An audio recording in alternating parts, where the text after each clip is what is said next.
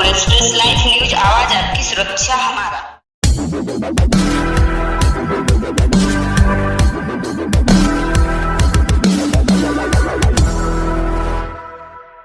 माघ मेला हिंदुओं का सर्वाधिक प्रिय धार्मिक एवं सांस्कृतिक मेला है।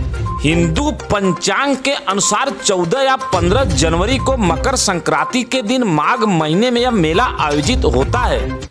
पद्म पुराण के महात्म्य के अनुसार माघ स्नान से मनुष्य के शरीर में स्थित उपाताप जलकर भस्म हो जाते हैं। इस प्रकार माघ मेले का धार्मिक महत्व भी है।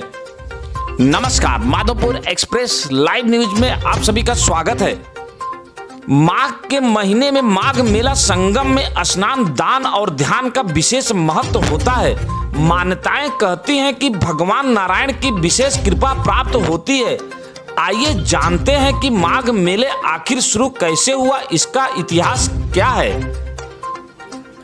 उत्तर प्रदेश जिला प्रयागराज भारत के सर्वाधिक पवित्र तीर्थ स्थलों में से एक है। प्रयाग का माघ मेला विश्व का सबसे बड़ा मेला हिंदू पुराणों के अनुसार भगवान ब्रह्मा द्वारा इसे तीर्थराज अथवा तीर्थ स्थलों का राजा कहा गया है, जिन्होंने 3 पवित्र नदियों गंगा, यमुना और पौराणिक सरस्वती के संगम पर प्राकृष्ट यज्ञ संपन्न किया था। धर्म शास्त्रों में कल्पवास को आत्मिक शुद्धि और आध्यात्मिक उन्नति के लिए जरूरी बताया गया है। पौराणिक मान्यता है कि एक कल्प कलयुग, सतयुग, द्वापर और त्रेता चारों युगों की अवधि होती है। इस समय दान, ध्यान और स्नान का विशेष महत्व होता है। सम्राट हर्षवर्धन के काल में भी माघ मेला का जिक्र आता है। बताया जाता है कि चीनी यात्री हेंग सांग ने लिखा है कि सम्राट हर्षवर्धन प्रयागराज में हर साल माघ मास के दौरान स्नान करने जाते थे। पौराणिक कथा के अनुसार समुद्र मंथन में अमृत कलश के निकलने पर देवताओं और असुरों का बहुत बड़ा संग्राम हुआ था। देवराज इंद्र अमृत कलश छिपाने के लिए पृथ्वी के चारों तरफ भागे, जिसमें से अमृत के कुछ बूंदें हरिद्वार, प्रयागराज, उज्जैन और नासिक में गिर गई थी। इसके बाद उस कलश को भगवान विष्णु को दिया गया। तभी से इन चारों जगहों पर स्नान का विशेष महत्व बताया गया है। मेले की एक और कथा पद्म पुराण में मिलती है। पुराण के अनुसार भृगु देश की कल्याणी नामक ब्राह्मणी को बचपन में ही वैधव्य प्राप्त हो गया था। इससे वह रेव कपिल के संगम पर जाकर तप करने लगी। इस दौरान कल्याणी ने 60 माघों का स्नान किया था और अंत में अपने प्राण वहीं त्याग दिए थे।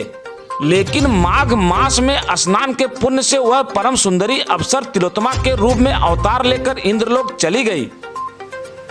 अंग्रेजों के जमाने में माघ मास में स्नान के लिए अंग्रेज सरकार शुल्क वसूल किया करती थी। शुल्क से हुई आय को खर्च हुए धन से मिलान किया जाता था। खर्चों के ऑडिट की पुख्ता व्यवस्था थी। मिले दस्तावेजों के अनुसार ब्रिटिश सरकार कुंभ के खर्च का ऑडिट करवाती थी और खर्च पर निगाह रखने के लिए अधिकारियों की टीम लगाई जाती थी।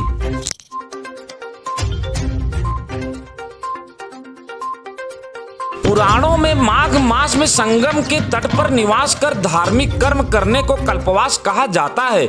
1 माह तक चलने वाले कल्पवास के दौरान हर दिन पवित्र नदी में स्नान, यज्ञ, दान, अर्घ आदि का ब्राह्मणों का भोजन कराया जाता है। धार्मिक कथा और प्रवचन सुना जाता है और भौतिक सुखों से दूर रहा जाता है।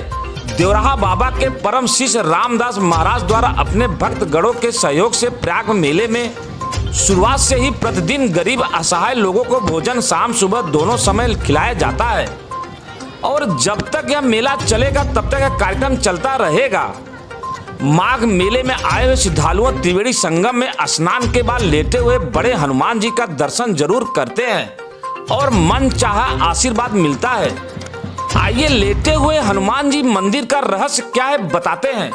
माघ मेले में बड़े हनुमान जी की यह विचित्र प्रतिमा दक्षिणाभिमुखी और 20 फीट लंबी है। माना जाता है कि यह धरातल से कम 6-7 फीट नीचे है। संगम नगरी में इन्हें बड़े हनुमान जी, किले वाले हनुमान जी, लेटे हनुमान जी और बांध वाले हनुमान जी के नाम से जाना जाता है।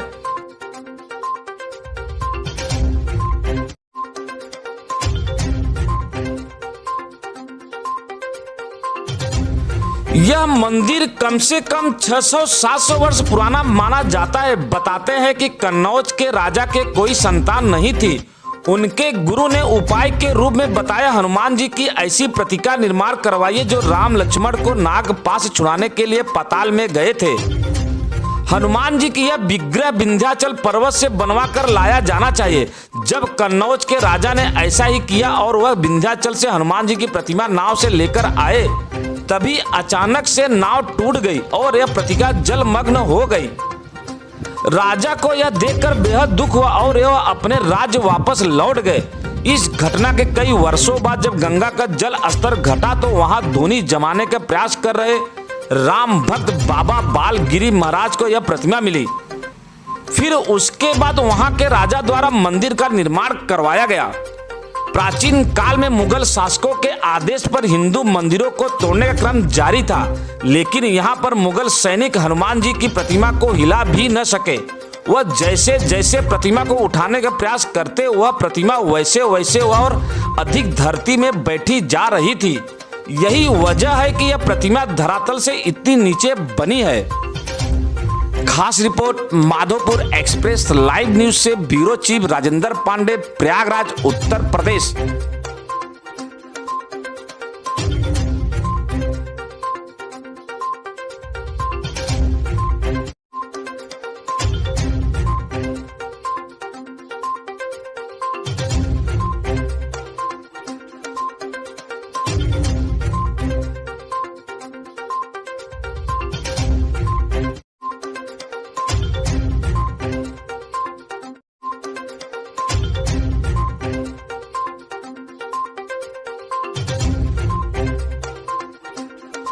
देख रहे हैं माधोपुर एक्सप्रेस लाइव न्यूज, आवाज आपकी सुरक्षा।